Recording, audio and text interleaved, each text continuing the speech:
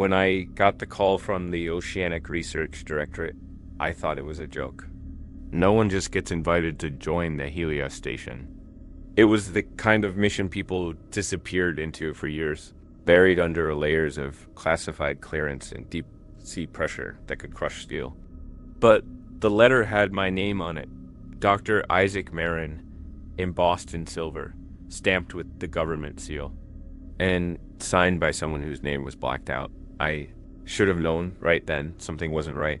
They flew me to the launch site on the northern coast, a frozen, wind-burned place where the ocean looked like a single black lung expanding and collapsing under the moon. The others were already there, 7 people, all looking like they'd been awake for weeks. Nobody smiled. We stood around a steel elevator that descended straight into the sea, a cylindrical drop pod with hazard, stripes and flickering floodlights. The briefing was short. You are to descend to Helios Station, located 11,000 meters below surface level. Your mission is to study anomalous hydrothermal vents located within the Omega Zone. Follow the emergency light protocols at all times. That was it. No mention of how long we'd be there. No mention of why the previous team's data had been classified. Just that phrase, emergency light protocols. I remember whispering to the guy next to me, Ortega, one of the engineers. What protocols? He didn't answer. He just looked at the elevator's control panel, where someone had taped a small laminated card. When the lights go out, don't move. Don't speak. Don't look outside. At the time, I thought it was some kind of dark humor safety joke. Like the don't feed the sharks signs at marine labs. But Ortega didn't laugh. None of them did. When we descended, the sound of the surface died instantly. The ocean swallowed everything, light, color, comfort. The pod shuddered as pressure increased, and condensation rolled down the windows like sweat. The view outside was pure black, broken only by drifting shapes that caught the dim floodlights. Thin, thread-like things that coiled away before I could focus on them. The deeper we went, the more it felt like falling. Not sinking. Falling. After 5 hours, the Helios came into view. A skeletal structure anchored to the seabed, glowing faintly through the murk. Its lights flickered through curtains of particulate matter like a ghost breathing underwater. The main dome was massive, connected to several arms that reached into the vents themselves, mechanical limbs disappearing into the dark. Welcome to Helios Station. Came a voice through the comms. Docking in 30 seconds. That voice belonged to Commander Wren, a tall man with a shaved head, and the kind of stillness that only comes from long-term isolation. When we entered the main airlock, he was already waiting, standing in the flickering half-light of the corridor. Behind him, the walls were wet with condensation and lined with humming pipes that made the air feel alive. Keep your cards on you at all times, Wren said, his tone dry, practiced. If power fails, follow the rules exactly as they're written. Panic is death down here.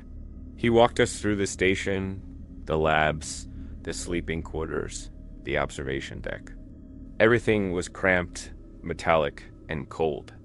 You could hear the ocean pressing against the hull like an animal sniffing the walls. My lab was on the lower level, adjacent to the vent viewing platform.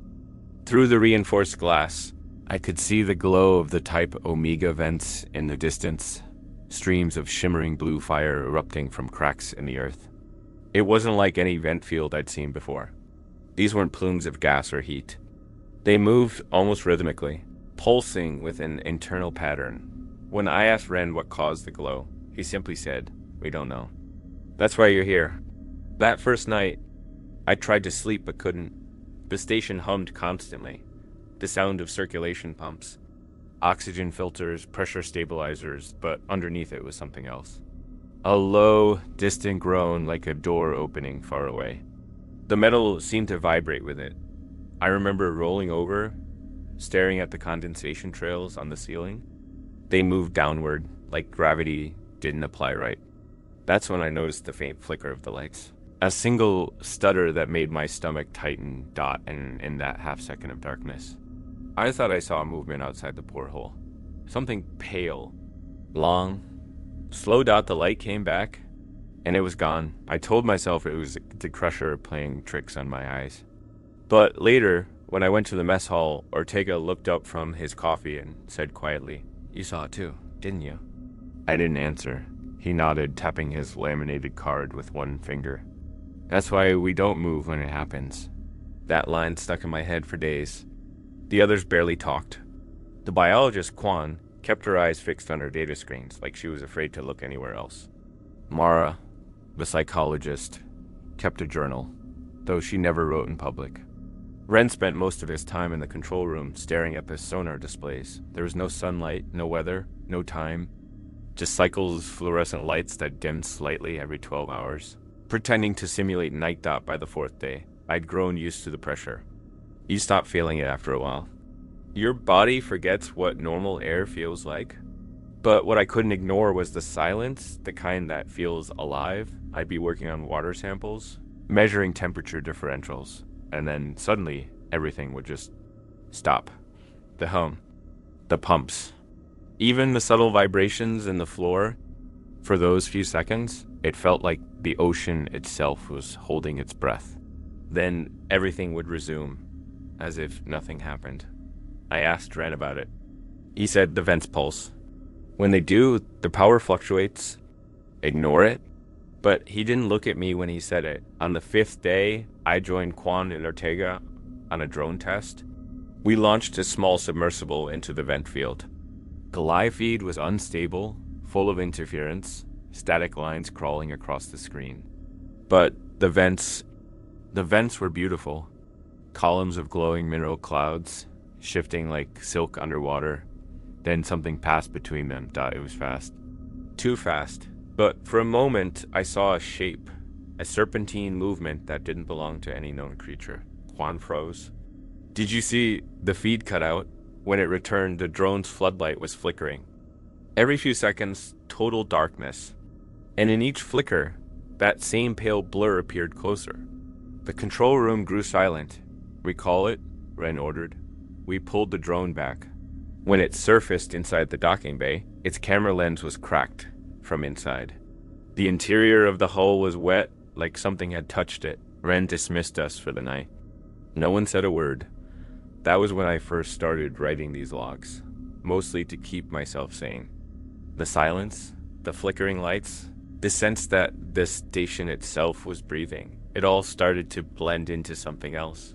That night, before sleeping, I looked again at the card taped to my wall. When the lights go out, don't move. Don't speak. Don't look outside.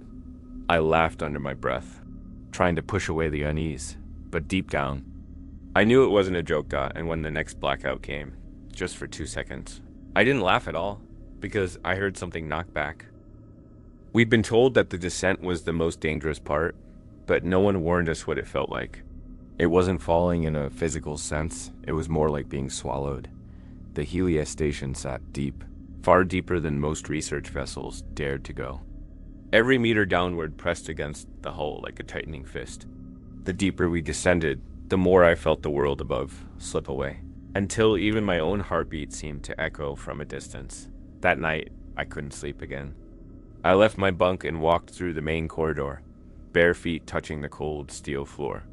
Condensation dripped from pipes overhead, collecting in small puddles that trembled with every shift of pressure. I found Ortega in the observation bay, his face dimly lit by the vents outside. The glass separating us from the abyss was thick, 5 layers reinforced, but it didn't feel strong enough. Beyond it, the world was black except for faint ribbons of bioluminescent blue rising from the vent fields. They looked almost alive, twisting and curling through the dark like veins of light beneath the ocean's skin. You ever think about how far we are from everything? Ortega asked quietly, eyes still fixed on the window. If something went wrong down here, really wrong, no one would even know. I tried to joke, but my voice came out hollow. That's comforting.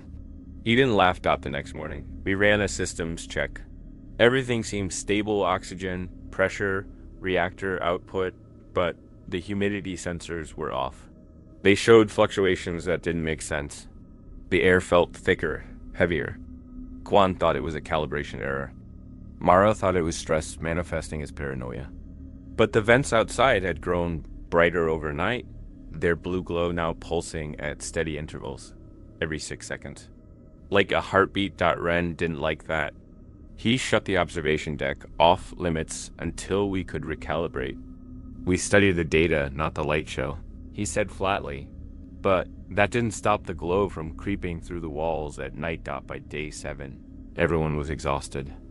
The isolation was getting to us. I started hearing the low moan of the ocean even when the room was silent. Sometimes it sounded like wind, other times like voices whispering through water.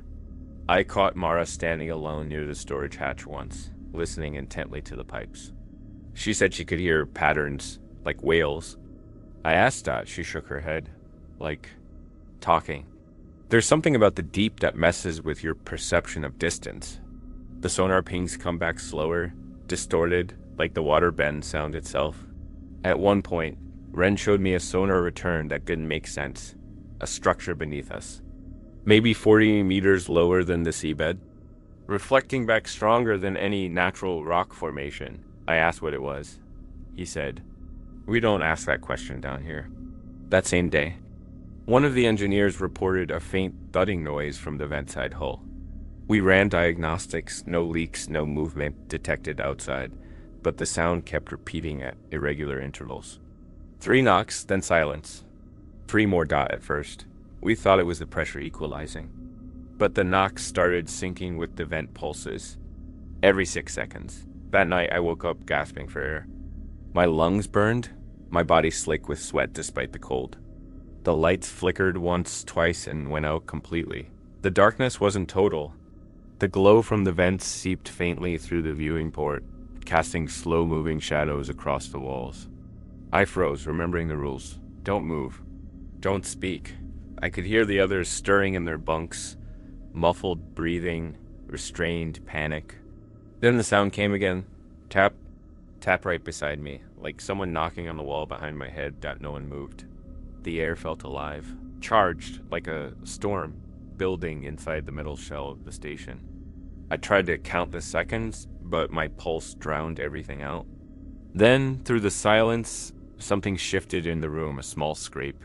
The sound of metal brushing fabric. When the lights came back, Ortega's bed was empty. His boots were still on the floor. Ren sounded the alarm, but there was nowhere to search. Every door was locked. The camera showed static in his corridor during the blackout, as if something had been standing between him and the lens. Ren ordered everyone to the command room. His calm had cracked. He spoke fast, sharp. "No one leaves quarters during power loss. I don't care what you hear. I don't care who you hear. You stay still until the lights return." No one argued, but something in the crew shifted after that. The silence wasn't silence anymore. It was anticipation. Every time the lights dimmed, I felt my muscles tense involuntarily. Waiting for something to move in the dark, I started noticing smaller things too. My reflection in the glass didn't always match my movements perfectly. Sometimes it lagged half a second off. Sometimes its eyes seemed wider than mine. Mara stopped sleeping entirely. She sat in the lab with her headphones on, listening to the hydrophone recordings. One evening she called me over, trembling. "Listen," she said. Through the static, faint but unmistakable, came a human voice whispering. It was hard to make out, but I could have sworn it said, "Turn them off." I felt my skin crawl. "That's interference."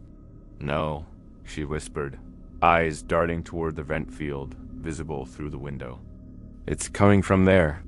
That was the first time I felt genuine fear. Not just unease, fear. Because, as she said it, the lights flickered again, and in that single flash of darkness, I saw a face against the glass dot. It wasn't mine. There were 7 of us in total, but it didn't feel like a crew, more like 7 people trapped in the same metal lung, breathing the same recycled air, pretending not to notice when the walls whispered. Commander Ren was the anchor of the station, tall, silent, built like a soldier who'd forgotten how to. He ran the mission with the precision of a man who'd already lived through it once. The rest of us just tried to keep busy enough not to think. Quan, the marine biologist, rarely spoke unless it was about data. Her workstation was buried under glass jars of planktonic samples, all faintly glowing in the dark like bottled stars. Ortega had been our engineer before he vanished. Mara handled psychological logs, but she'd stopped writing them after the second blackout. And then there were two technicians, Keen and Liu, who seemed more afraid of Ren than of the ocean itself. And me, the outsider. The one they brought in because of my background in adaptive biological systems. I wasn't told why, only that the vents below us were producing organic patterns never before recorded in marine life. It wasn't until after Ortega disappeared that Ren gathered us all in the mess hall. He didn't sit. He stood at the head of the room, a small stack of laminated cards in his hand. The light above us flickered every few seconds, and I swear I saw his eyes follow the pattern. Like he was timing something. "These are your emergency light protocols," he said. His voice was low, level, the tone of someone forcing calm through fear. He passed each of us a card. I still remember the exact words. "In the event of total power loss. Do not move. Do not speak or respond to voices. Do not open doors or windows until the lights return. Do not look outside. If you hear knocking, do not answer. At first." I thought it was a psychological measure, a way to control panic during outages, but Ren's expression said otherwise. His face wasn't firm or authoritative. It was haunted. Quan asked, "What happens if we break them?" Ren didn't answer. Instead, he turned to Lao. "You were here during the first cycle. Tell them." Lao's hands trembled as he spoke. The first crew didn't follow them. They heard someone calling for help during a blackout. They opened the door. Gene interrupted, his voice shaking. "They opened the viewing port?" Silence swallowed the room. Ren's jaw clenched. "We found the recording later. You'll hear knocking, then static, then nothing." I didn't know what disturbed me more, his words or how he said found the recording later, like it had been years ago. Mara broke the silence, almost whispering, "So it's true. There was another Helios station before this one." Ren looked at her, eyes flat and cold. There was an earlier phase. It failed. That's all you need to know. We didn't press further. That night, I couldn't stop staring at the card in my hand. The rules seemed absurd, superstitious even, but I couldn't ignore how tightly Ren held his own copy, like a cross. Days passed. The lights flickered more often. Ren said it was due to power redistribution across the geothermal channels, but the way he avoided the observation deck told me he didn't believe that either. The hydrophones picked up more noise from the vent field, rhythmic pulses that mimicked breathing patterns. At first, they were faint, but by the 9th day they had evolved into something disturbingly structured. It wasn't random static. It was language trying to form. Quan called me to her station around midnight. "Listen," she said, handing me a headset. "It's repeating." Through the hiss and distortion, I heard the same low sound I'd heard in the walls. A layered, undulating tone that built into a rhythm. But under it, there was a faint whisper. It wasn't words I could understand, but my brain recognized it anyway. Human cadence. Mara was standing behind us. "It's mimicry," she whispered. "It's trying to talk to us." Ren stormed in seconds later, snatched the headset, and shut down the feed. "This data is restricted," he barked. Mara shouted. "Restricted? You think we don't hear it in the walls?" The commander stared her down. "You'll hear a lot of things down here. Most of them aren't real." He left without explaining further, leaving the hydrophone lights blinking red, still recording. Later that night, I went to Ortega's empty bunk. His things were still there. His journal, his tool belt, even his mug.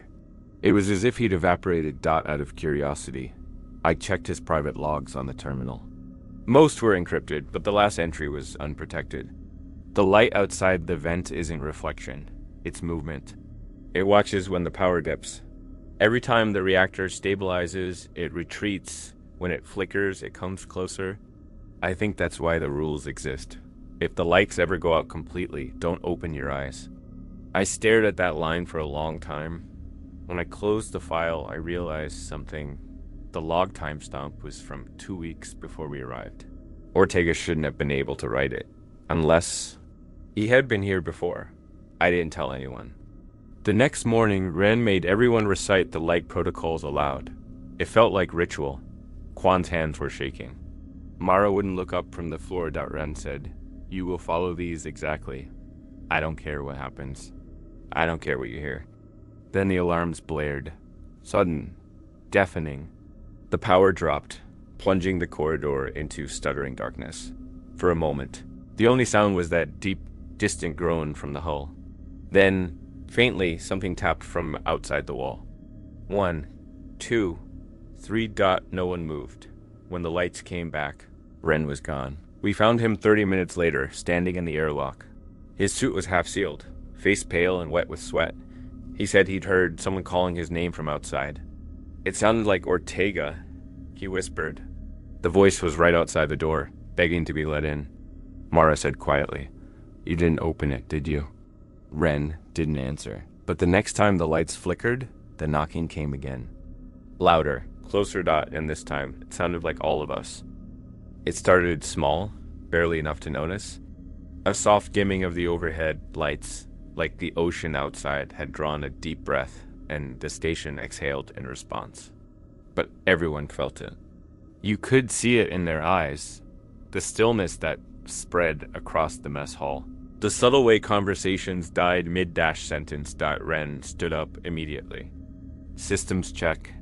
Kwan's fingers danced across her console, her voice trembling as she read the numbers. "Power fluctuation from the main reactor. It's stabilizing," but then the lights went out completely. 3 seconds of absolute darkness. I don't think anyone breathed. The sound of the ocean pressing against the hull became louder, almost physical, a low-frequency groan that vibrated through bone. I couldn't tell if it was coming from outside or inside. Then, tap. Tap. 3 knocks. Exactly the way the rules warned us about. When the power came back, Ortega was staring at the viewport, his face white as chalk. Ren approached him slowly. "What did you see?" Ortega didn't speak. His lips were trembling like a man trying to hold in a scream. "Ortega," Ren repeated, his voice low but shaking now. Finally, Ortega turned his head. His pupils were dilated so wide they swallowed the color of his eyes. "It was right there," he whispered, pressing against the glass, like it was looking in. Everyone went silent. Ren ordered an immediate lockdown of the observation deck. I stayed behind as the others left, unable to stop staring at that thick glass window. There was nothing there, only the slow drift of glowing particles, the faint blue shimmer of the vents below. But I couldn't shake the feeling that something had been there, just seconds before. Later that night, I tried to sleep. The station was unnaturally quiet. Even the hum of the air filters seemed hesitant. My quarters were small, just a metal bunk and a porthole showing an endless black field. I kept the lamp on, staring at my reflection in the window. Trying not to imagine what lay beyond it, I must have dozed off at some point, because when I opened my eyes, the light was flickering again, once, twice. Then total darkness stopped. My heart slammed against my ribs. I remembered the rules. Don't move, don't speak, don't look outside. I froze. Every muscle locked. The silence was unbearable. I could hear faint breathing, not mine, coming from the corridor, just beyond my door. Slow, steady, wet. Something brushed against the metal outside. A dragging sound. Like fingertips sliding down steel. Then came the knock. 3 slow. Deliberate knock. Right behind my head. I clenched my jaw, forcing myself not to move. The darkness pressed down, thick and suffocating. I could feel the cold radiating from the wall, but underneath it was a warmth, the faint, awful sensation that something was on the other side, mirroring my breath, matching it. The lights returned. The sound stopped instantly. I turned and froze. There on the inside of the wall were 3 wet handprints, small, human. I stumbled backward, hitting the bunk. The prints glistened faintly before fading, leaving behind streaks of salt on the metal. When I told Ren, he didn't seem surprised. He just nodded and said quietly, "The lights failed for 12 seconds this time." 12? I asked. It felt longer. He looked at me, and for the first time I saw fear in his eyes. It always does. The next morning, Ortega refused to leave his bunk. His hands were shaking so badly he couldn't hold his coffee. Mara sat beside him, trying to calm him down. He said he saw a face in the glass during the blackout, pale, almost human, but its eyes were too wide. It was smiling, he said. Smiling with his own mouth. Quan told him he was hallucinating. But she didn't sound convinced. Ren called a meeting in the control room. He ordered all crew members to keep their personal quarters lights on at all times, even during sleep cycles. He also told us to stay away from reflective surfaces when the power dipped. "We've seen this before," he said quietly. "What do you mean before?" Mara asked. Ren hesitated. "Just follow the rules." That was when I realized he wasn't trying to protect us from the dark. He was trying to protect the dark from seeing us. Later, I reviewed the CCTV footage from the mess hall during the blackout. Most of it was static. But for a split second, just before the lights cut out, I saw a shape in the far corner. Something tall, thin, barely visible in the dim red light dot. It wasn't one of us that the time stump looped. The footage corrupted itself after that frame, repeating the same flicker over and over until the file crashed. When I told Quan, she said something that chilled me. "What if it's not the darkness that moves closer?" she whispered, "but the station that slips deeper when the lights go out?" I didn't answer her, because at that point, I wasn't sure we were still in the same place we started. The morning after the blackout, we launched the drone Erebus into the vent field. Ren wanted to regain focus, to prove the previous night hadn't shaken us. But everyone moved slower, quieter, like speaking too loud might wake something in the walls. The drone was small but powerful, fitted with a titanium hull, floodlights, and a multi-spectrum camera. Ortega had built it before he vanished. His name was still stenciled on the side. The irony wasn't lost on anyone. From the control room, we watched the feed as it descended through the black water. The vents loomed below like volcanoes from another world, spitting shimmering clouds into the dark.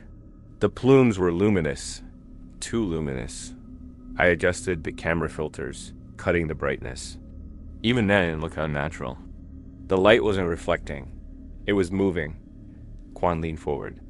"That's not bioluminescence," she whispered. Mara frowned. "Then what is it?" No one answered. Ren watched silently as the drone drifted lower, its lights cutting narrow tunnels through the murk.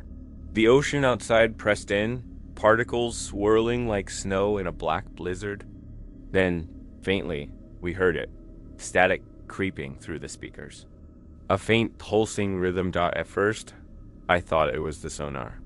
Then I realized the sound was coming from the vents. The pulses matched the same 6-second pattern we'd been hearing on the hydrophones. Erebus continued forward. Something moved through the plume, a shadow in the glow, vast and formless. For a heartbeat, the light dimmed completely, swallowed by the silhouette. Then the drone's floodlights flickered, and the entire screen turned to snow. Ren snapped into motion. "Pull it back." Quan tried. The controls weren't responding.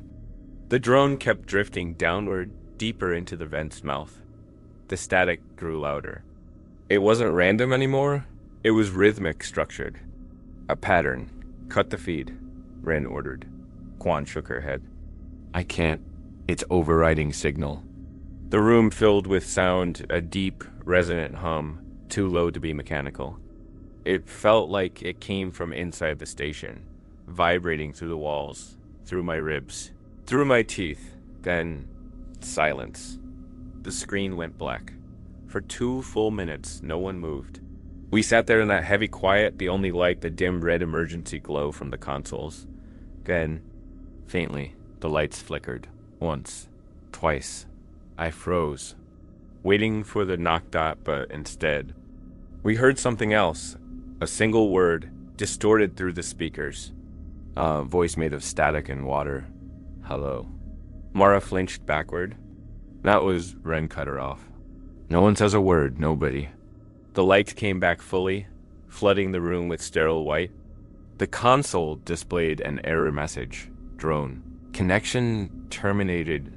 Unknown source interference. Ren walked out without speaking. Kwam stared at the blank screen. It said hello, didn't it? I nodded slowly. It sounded like me. Her eyes snapped toward me, wide and uncertain. Hours later, Ren gathered us again. His face was pale, sweat clinging to his temples. The Airbus is gone, he said. We're treating this as equipment loss. Nothing else. Mara asked, what about the voice? There was no voice. His tone left no room for argument, but the rest of us couldn't forget it. That night, I found Mara sitting in the hydrophone room, headphones on, staring at nothing. They're still talking. She whispered when I entered. What do you mean? She handed me a set. I listened, and my stomach turned cold. Through the static came soft, human breaths. Then faint words repeated endlessly. We see you. We see you? Each repetition was slightly delayed, as if echoing through miles of water. Mara, I said, trying to keep my voice steady. Turn it off. She didn't move. They're learning, she whispered. It's speech mimicry. That's how some marine creatures adapt. But this is faster. Too fast.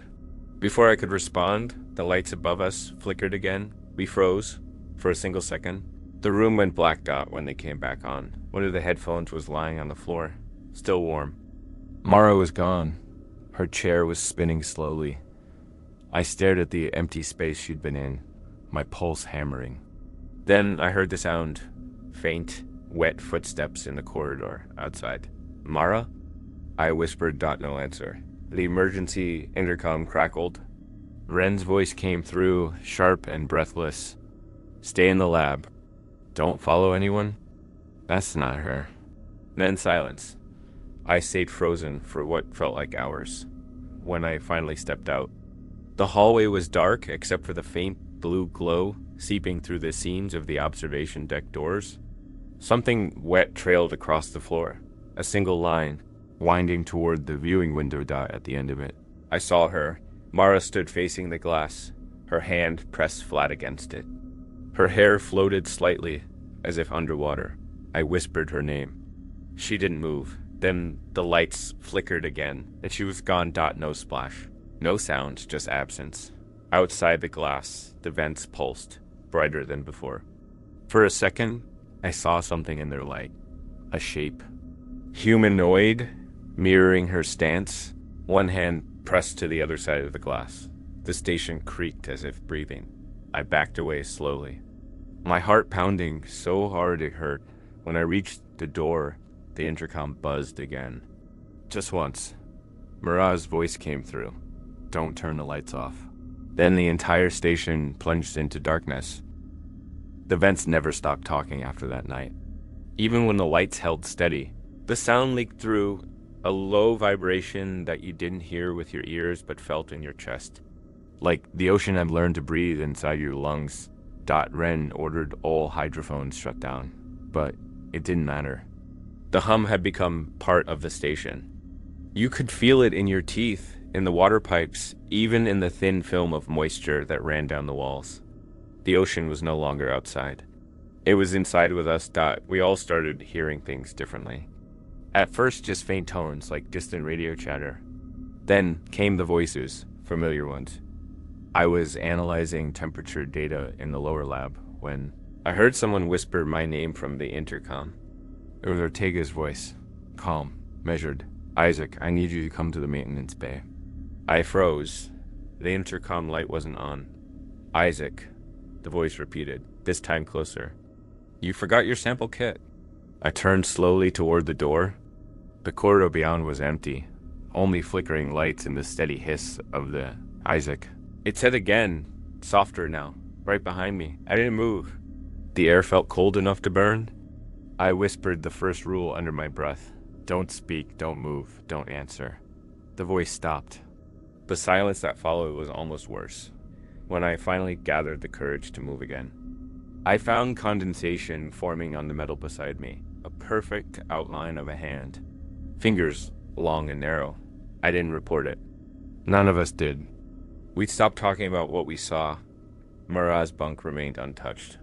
Ren ordered her name scrubbed from the logs. Replaced with Personnel oh 07, he said it was to maintain psychological stability. But it just made things worse. Kwan began sleeping in the control room, surrounded by the glow of the monitors. She said she felt safer with the machines, but even the machines had started to betray us. The sonar pings no longer matched their echoes. The return signals came back late, distorted like the ocean was replying instead of reflecting. At 040 hours, Lau reported something unusual. "Commander," he said through the comms, voice trembling, "we're picking up rhythmic interference on all channels.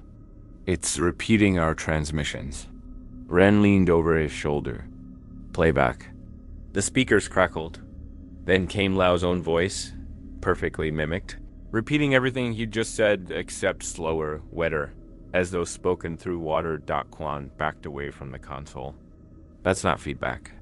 The mimicry continued, every phrase repeating itself seconds later, layered with strange undertones, words half-formed, syllables drawn out like sighs. Ren ordered all external comms severed, the moment we disconnected. The vents began to pulse again, 6 seconds apart. Just like before, Mara's voice came through next. "You shouldn't have cut them off." I stopped sleeping entirely after that. The hum had changed pitch, shifting into patterns like breathing. Sometimes fast, sometimes slow. The lights would dim in sync with it. Kwan began charting the rhythm, convinced it was intelligent. "It's adapting," she said, drawing lines across a graph, matching our heartbeats. "Every time we panic, the pulse changes frequency." Ren dismissed her as paranoid. But his hands never stopped shaking after that conversation. That night, I heard him in his quarters through the wall, whispering to someone. His tone was low, desperate. At one point, he said, "I can't keep them calm forever." And then there was a pause. After it, his voice changed, lower, slower, like two people were breathing through one mouth. I pressed my ear to the wall, but I couldn't tell which sound belonged to him anymore. 2 days later, Kwan disappeared. She'd been monitoring the vent feed when the station experienced another short blackout. It lasted exactly 5 seconds. When the lights came back, her workstation was still active. Graphs flickering, hydrophones humming, but she was gone. No open doors. No alarms. No traces of forced entry. Ren checked the internal sensors. For 5 seconds, every reading spiked.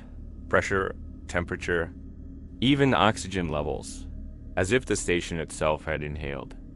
The CCTV footage froze mid-frame, then resumed with her chair empty. Only one change. The words "do not turn off the lights" scrawled across her monitor in condensation. After that, we stopped counting days. The darkness came more often, sometimes for only a second, sometimes for whole minutes. Every time it returned, something changed. A misplaced object. A voice where there shouldn't be one. A reflection that didn't blink and sync. Lau cracked first. He started hearing his mother's voice in the vents, calling his childhood name. We found him one morning in the main airlock, suit half on, helmet under his arm. Ren caught him before he could cycle it. "She said she's waiting outside." Lau whispered, eyes wide and glassy. "She said she can see the lights." Ren slapped him hard across the face. "That's not her." But Lau smiled, a small broken smile. "Then who's knocking?" We locked him in his quarters for safety. He screamed all night. The next morning the room was empty, door sealed from the inside. Ren smashed the glass panel to open it. The bed was wet. The condensation spelled one word across the wall: "Closer." By then, the noise had evolved into something almost musical. It pulsed and hummed like a living frequency, slipping through every wall, every system, every thought. Sometimes, when I closed my eyes, I could feel it inside my skull, a vibration that wasn't sound but memory. I'd see flashes, faces in the dark, the shimmer of lights under the vents, the outlines of things with too many limbs. Ren barely spoke anymore. He stopped giving orders. He just sat in the command chair, staring at the sonar screen that no longer showed the ocean floor. The shape on the display wasn't our station anymore, Dot. It was something larger, Dot, alive, Dot, moving, Dot, and every time the hum deepened, I could swear it was breathing. Quan was the first to vanish without warning. Not drift into madness like allow, not run. Not break. Just vanish. As though she'd stepped through the floor and dissolved into the water pressing around us, Dot. It happened during the 0300 power dip. The station lost light for 6 seconds. 6 long crawling seconds that felt stretched by something watching. I remember clutching my desk, whispering the rules to myself over and over. Don't move. Don't speak. Don't look. When the lights came back, Quan's chair was empty. Her headset was still swinging slightly, tapping against the console. The coffee mug on her desk hadn't even spilled. But the air was wet. Ortega had left behind water once too, salt water, pooled in a circle under his bed. I didn't realize it then, but it was the same shape. The same faint trail, leading nowhere. Ren arrived seconds later, his face pale and still. He scanned the room like a machine and whispered, "Seal this section." Mara, what was left of her voice in my head, would have said something. But now, even I couldn't tell where her voice ended and mine began. We sealed off the deck. Ren locked himself in the control room and told me to keep everyone else inside their quarters. That was easy. There was no one left to keep Dot an hour past. The hum from the vents returned. Deeper, heavier, vibrating through every surface. The walls began to sweat. I wiped a sleeve across the metal and realized the condensation was pulsing in rhythm with the sound. Droplets forming and sliding downward like veins. I told myself not to look. But curiosity is stronger than fear, at least for a few seconds. I pressed my palm against the metal wall. The vibration felt alive, almost like a heartbeat. Except it didn't sync with mine. Got something behind the wall pulsed slower, breathing. That's when I heard her voice, Isaac. Quan. Soft. Calm. Too calm. Data came from the ventilation grate near the floor. I leaned closer, my own reflection bending in the wet metal. Quan, you shouldn't have sealed the deck, she whispered. They don't like being trapped. My stomach turned cold. Where are you? She laughed. A small broken sound. Everywhere now. The vent began to hum with the same frequency as the ocean. Then silence. I stumbled backward, heart pounding. When I looked down again, the metal grate was dripping, but not with water. It was something thicker, darker. I ran to the control room. Ren was inside, hunched over the sonar display, his face licked by blue light. Commander, I said. She's still here. He didn't react. Just stared at the screen. The sonar showed shapes, flickering outlines, circling the station. They weren't fish. They weren't mechanical echoes. They moved in slow, deliberate spirals, pulsing with the same rhythm as the vent sounds. How many? I asked. Ren's voice was hoarse. I stopped counting at 11. One of the shapes broke formation and drifted upward, pressing against the hull. The sonar registered the contact with a long, drawn-out tone. Commander, I whispered. Is it touching us? He didn't answer. The sound grew louder, until it wasn't sonar anymore. It was knocking Dot 3 times. Right below our feet, Dot, we froze. The hull groaned. Metal bending with pressure it shouldn't have to bear. For a moment, I thought it would split, that the ocean would rush in and end it all.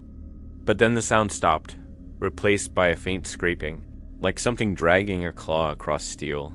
Ren muttered something under his breath, voice trembling. They never left. The old crew, they didn't die down here. They became this. I stared at him. What are you talking about? He looked at me, eyes hollow. Do you really think this was our first time? That was when he told me about the Helios I got 3 years ago. An identical mission was sent to study the Omega vents. The logs were destroyed, the data buried under government encryption. But Ren had been part of that crew. He was the only one who came back. The light went out for 12 minutes, he said. When it came back, there were voices on every intercom. Ours, talking, laughing, begging to be let in. What did you see? I asked. He stared through the glass viewport. Reflections that kept moving after we stopped. My skin prickled. And you came back here? I didn't have a choice. He reached into his pocket and pulled out a photo. A small, water-damaged print of the Helios I crew. There were 8 people in the picture. I recognized 2 of them. Ortega and Kwan. I felt sick later that night. I went to Kwan's old workstation. Her logs were still open, encrypted but partially recovered by the system's auto-backup. I opened the last file. Day 29. They mimic sound, light, and shape. But that's not the part that terrifies me. When the lights fail, they don't move closer. We do. The station shifts. We drift toward them without realizing it. If the lights go out long enough, we'll end up inside their world where light doesn't exist. Rule 6. Don't stay in the dark too long, or you'll forget which side you were on. The log ended there. The vents outside pulsed again.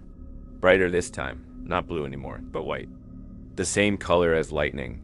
Through the viewing port, I saw movement. Something large was turning in the plumes. Smooth, graceful. Almost human. It stopped directly in front of the window. The glow brightened, just enough for me to see its face. Kwan's face. Her expression was calm. Eyes blank, lips parting slowly as if to speak. I stumbled backward. The lights flickered once, then returned, and she was gone. A single handprint glowed faintly on the glass. It wasn't just moisture this time. It burned, faintly luminous. The same light as the vent's dot. I stayed there until Ren's voice came through the intercom. Isaac, he said quietly, don't touch the glass. How did you... She's not the last. The line cut off Dot, and for the first time, I realized the knocking hadn't stopped at all. It had just moved, now coming from inside. The ocean changed sound after Kwan disappeared. Before it had been constant pressure, like the weight of silence. But now it had rhythm. A pulse. A slow, deliberate breathing that moved through the metal beneath my feet. The hull had become a living thing. We used to joke that. Helios groaned because she was old. Her panels warped by pressure. Her joints whispering from strain. But this was different. The sound wasn't mechanical. It was conversational. It waited for quiet before it answered. Every time someone spoke, there was a delay, then a long, low moan that seemed to come from beneath the floor. Ren heard it too, though he pretended not to. He stopped turning the lights off completely. The corridors glowed 24 hours now, the hum of generators louder than ever. We were burning through power, but none of us cared. We'd seen what happened in the dark. Still, the light couldn't hide what was changing in the walls. Condensation formed shapes, outlines of hands, pressed from the inside of the panels. They left streaks that dripped upward instead of down.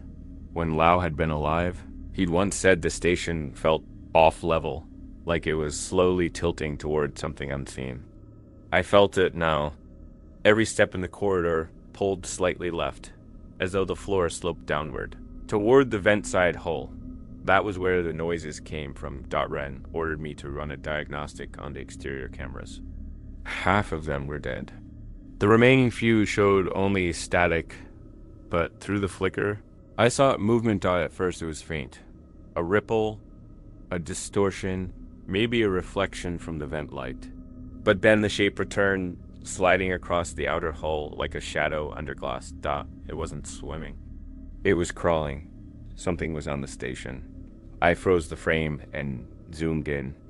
The resolution degraded instantly, but I could still make out a hand.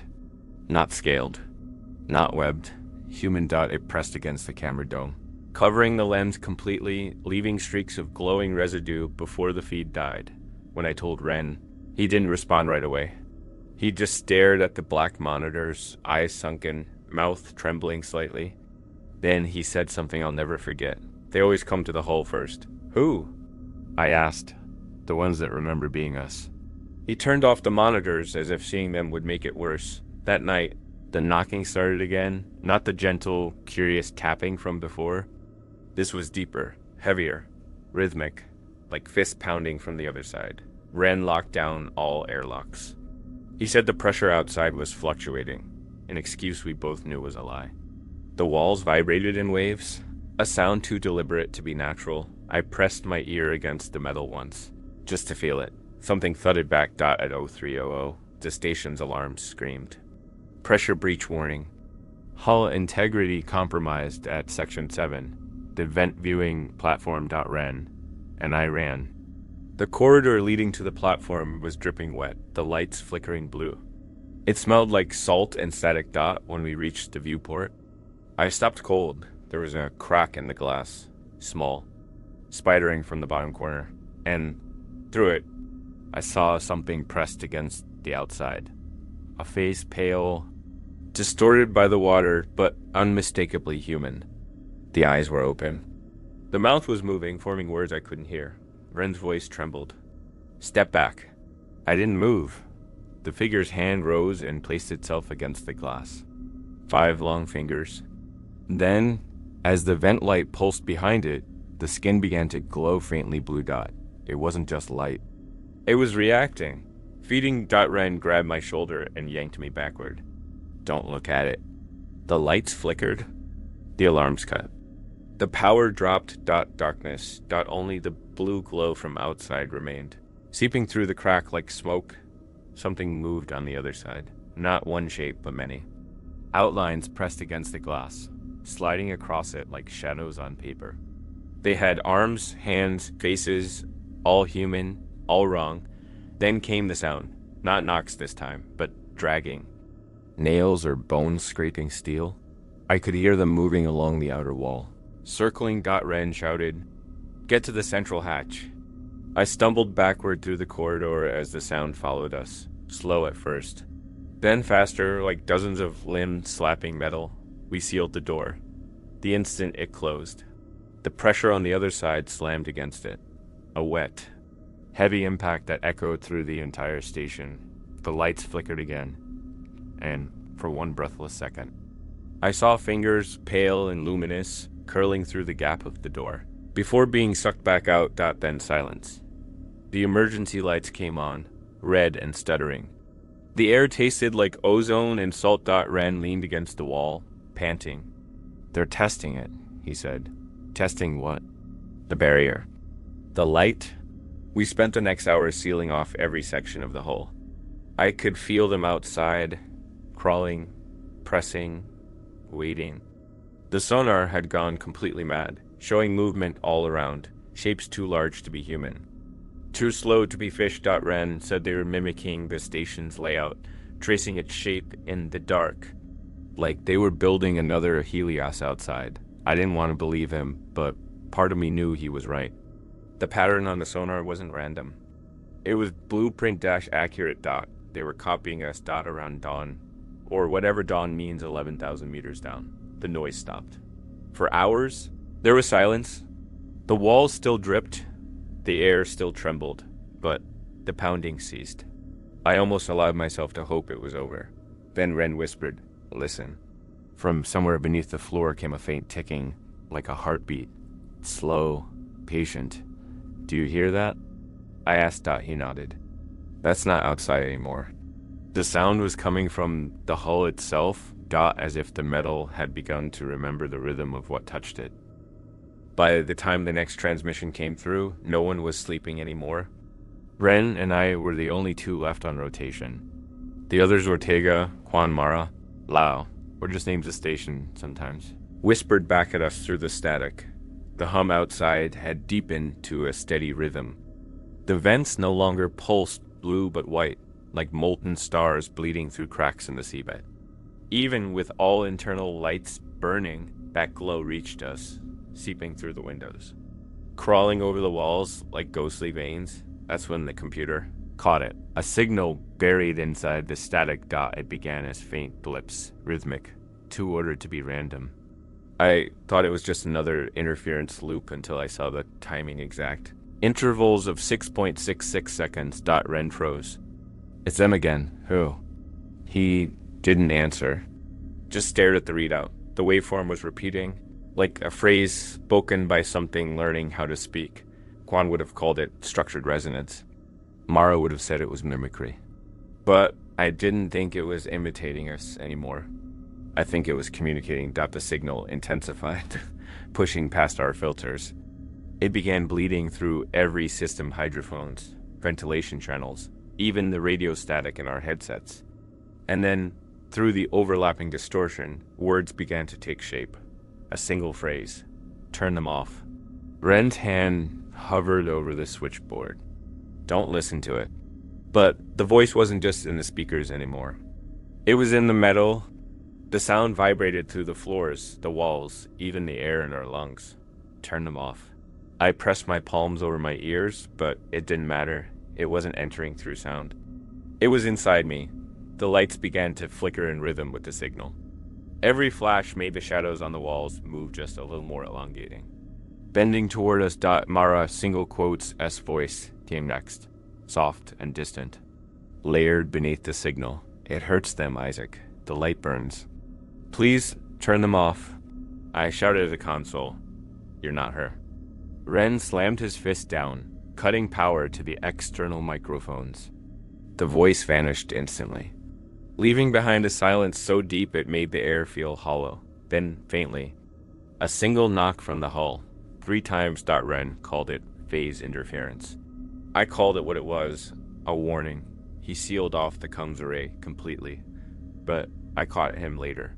Sitting in the dark by the observation deck, headset on, whispering into the mic. Ren, I said, what are you doing? He jumped like a guilty man. They need to understand we mean no harm. You think they care about that? He didn't answer. He just whispered, they were human once. Before I could question him, alarms blared across the station. Power drop. Reactor instability. We sprinted to the core room. The entire chamber throbbed with blue light leaking from the vents outside, pulsing in sync with the reactor's flicker. It looked alive, like the machine was breathing. I checked the readings. Power wasn't draining out. It was being pulled.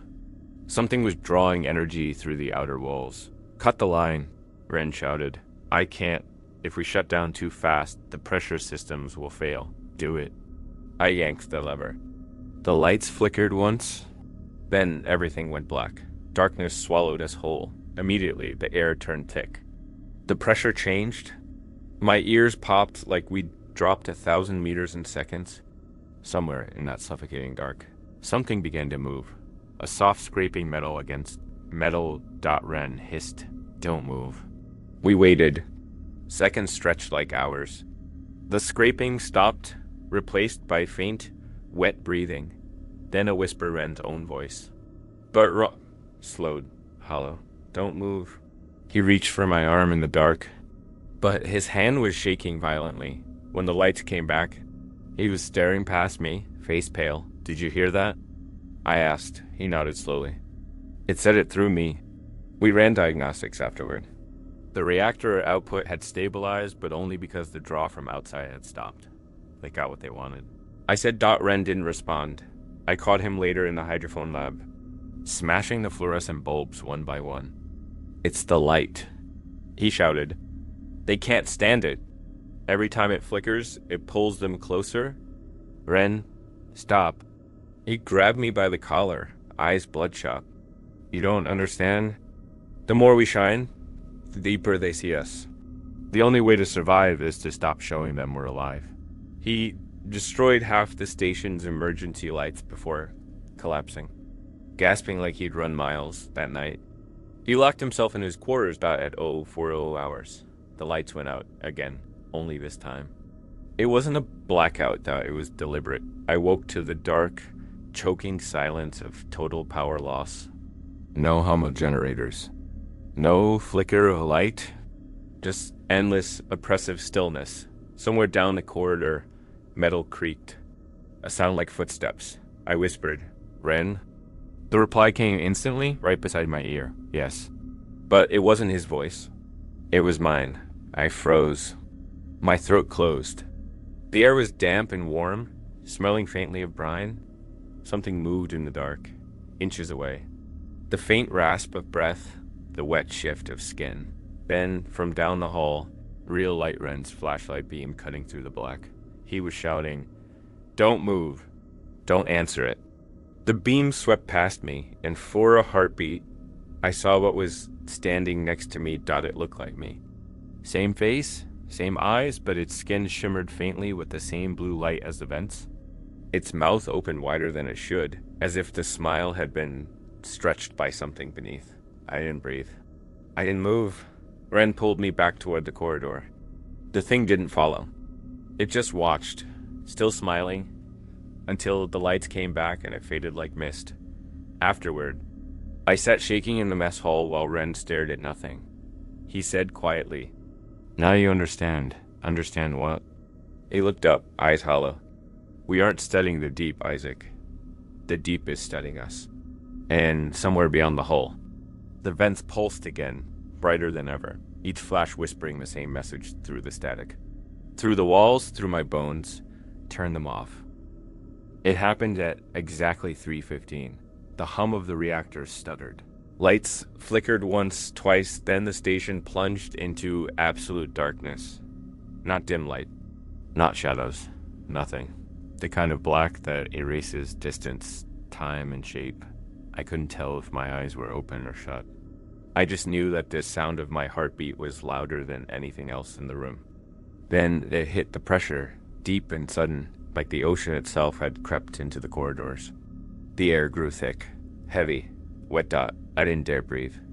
Ren's voice came through the dark. A whisper barely audible. "Rule 1, Isaac. Don't move." I froze. Something was moving in the dark. At first. It sounded like fabric shifting. Soft. Slow. Like someone brushing against the walls as they walked past. But the footsteps were too light, too deliberate. They didn't echo the way human movement should. I could feel the weight of the station bending slightly with each step. The sound circled the room, pacing between us. Then silence. I waited. The air was so still it almost rang in my ears. That's when it whispered my name, not in a voice from the speakers. Not Ren, not anyone alive. It was my own voice breathing the syllables right behind me. "Isaac." The sound of it froze my lungs. I could feel the warmth of its breath, the faint spray of moisture against my neck. Ren hissed through the dark, "Don't answer." But the voice came again, closer this time. "Isaac, you're safe." "Turn around." I clenched my fists, trembling. Every nerve in my body screamed to move, to run, to look. But I didn't, because something inside me already knew that if I turned, I wouldn't see anything human. The footsteps began again. They stopped in front of me. I could hear them breathing steady, calm, almost curious. Ren's whisper came from somewhere far away. "It can't see you if you don't move."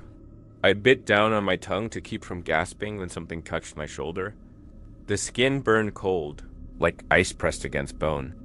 I could feel each finger settle on me, thin, wet, and too long. And then the lights came back. The thing vanished. I was still standing in the same spot, shaking uncontrollably. Ren was across the room, flashlight in hand, eyes wide and unfocused. The beam cut through empty air. The floor between us was wet slick with salt water. Ren's voice was hoarse. "Don't look at the puddle." But I did. Floating in it was Ortega's glove. Inside it was the same glove I'd seen him wearing the day he vanished. Ren picked it up with trembling fingers, staring at it as if holding proof of a nightmare he already believed in. They pulled him through. He whispered. "Pulled him where?" He didn't answer. We spent the next hours trying to restore power systems, running every diagnostic twice, 3 times. The readings made no sense. According to the logs, the blackout had lasted 34 seconds.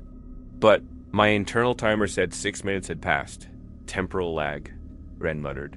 We slipped again. Slip? He rubbed a hand over his face. Every time the lights die, the station moves. Not physically. We phase. Between layers. The longer the dark holds, the deeper we go. That's insane. He stared at me, tired and hollow. So, is everything else you've seen? He was right. Later, we checked the footage.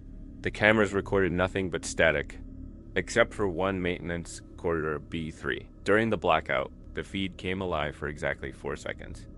The frame showed the corridor bathed in faint blue light, as though the vents outside were shining through the metal. A figure stood in the center. Tall, pin. Dripping. Dot. It was Ortega. Dot. His body swayed slightly. Head tilted to one side. Mouth open in a silent scream. His eyes glowed faintly. The same hue as the vent light. And behind him, something vast and formless pulsed in the dark. When the power returned, the frame froze on his face. Ren shut the screen off immediately. "Don't stare too long," he warned. They can see through recordings. The next blackout came 3 hours later. We didn't have time to prepare. The emergency lights flickered out one by one, replaced by the low hum of pressure change. The air felt wrong again. Thicker, heavier. Ren was beside me this time, clutching the laminated rule card like scripture. A single drop of water fell from the ceiling and hit my hand. Another, then another. Within seconds, it was raining inside the station. Condensation poured down the walls in sheets, carrying salt trails that shimmered faintly in the dark. I wiped my face and my fingers came away slick with something. That wasn't water. It smelled like iron. Then the knocking. Started not gentle this time. Furious. From every direction. Dozens of fists pounding on steel. 3 knocks. Pause. 3 knocks. Pause. 3 knocks. Pause. In perfect rhythm with the pulse of the vents. Ren shouted over the noise. "Don't respond. Don't." The rest of his words drowned under a deafening screech. Metal bending outward as though something was dragging its nails across the hull. The floor tilted beneath us. Tools and instruments slid across the room, crashing against the far wall. I could feel it, the pressure difference. The walls were breathing, expanding, contracting. Ren grabbed the console rail. "They're trying to get in." I shouted back, "Then seal everything." I already did. The lights flickered just for a fraction of a second, and in that instant, I saw silhouettes through the viewport. Dozens of human figures clinging to the hull, pressed against the glass like pale insects. Their faces were featureless, stretched smooth, but as the vents flashed behind them, their eyes began to open, glowing faintly from within. Every single one of them was smiling. The lights returned. The glass was empty again, but the sound didn't stop. Now the knocking was coming from inside the walls. The pressure alarm screamed. Hull integrity dropping. Ren ran diagnostics, his hands shaking uncontrollably. They're forcing their way through the filtration vents. The intake systems are. A sudden burst of static filled the speakers. Voices, all of them speaking at once. Ours, Ren's voice, Kwan's, Murat's, Ortega's, mine, layered over one another in a chaotic chorus. "Turn them off. Turn them off. Turn them off." Ren slammed the cum shut, but the voices kept coming, vibrating through the floor itself. Then something heavy fell in the corridor. Outside. We turned. The door creaked inward, and Ortega's body stumbled in. It wasn't him. Not anymore. His skin shimmered faintly, as if light were trapped beneath it. His eyes were blank. His mouth hung open, dripping seawater. He took one step forward. The lights above him flickered. Ren raised a wrench, his voice shaking. "Stay back." Ortega smiled, that same stretched, impossible smile. Then his body collapsed in on itself, like paper burning in reverse. The skin folded, twisted, and the shape that came out of it wasn't human at all. It was light, liquid, writhing, pouring toward us across the floor like molten glass. Ren hit the emergency lever. A wall barrier dropped between us just in time. The thing slammed against it, spreading across the surface like mercury, pulsing in time with the vents outside, through the translucent barrier. I saw it take shape again, not as Ortega this time, but as me. It looked up, meeting my eyes, and whispered in my voice, "Turn them off." Then the lights went out again. After that night, the Helios stopped pretending to be a research station. It became a tomb. The systems never came back fully online. The power flickered in sick pulses, like the station was struggling to keep its heart beating. Every sound was wrong. Every shadow stretched a little too far. Ren barely spoke. His face looked hollow in the emergency lights, cheeks sunken, eyes ringed in purple shadows. I caught him whispering to himself once, reciting the rules over and over under his breath, like prayer beads. Don't move. Don't speak. Don't look outside. By then, the rules were all we had. The first day of isolation, communications failed. The uplink dish, the satellite relay, the emergency beacon, everything went dead simultaneously.